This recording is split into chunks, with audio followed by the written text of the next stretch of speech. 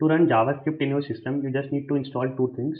First is Node.js and second is code editor, which is VS Code.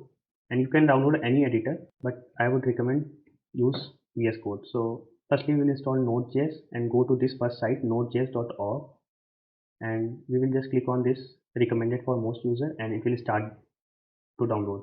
And it is downloaded. So we will just click it, and welcome screen will appear.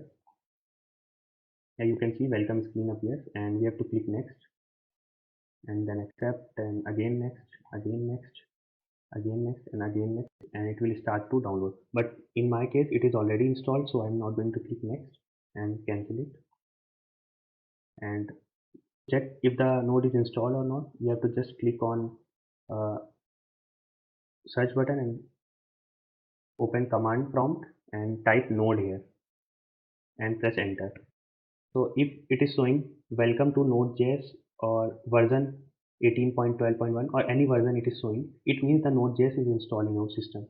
Otherwise you need to reinstall it. So in my case it is installed. So now I'm going to install VS Code. So for VS Code we will just click on this button and it will start to download. So you can see it is downloading. Almost downloaded. Yeah, it is downloaded. Now I'm going to click this. Again pop-up screen appears, which is I accepted the agreement, and then click next, again click next, and I'm not going to click install because it is already installed, so I'm going to cancel it. Yeah, so if all these things are done, you just need to close this and create a new folder over here and name it JS or anything you would like to name it, and right click on inside this folder and click on open in terminal, then write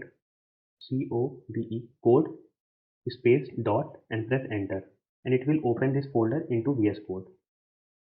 So after opening the folder into VS Code, click on this plus icon and it will create a new file inside this folder and name it anything you like. I'm going to name it index.js.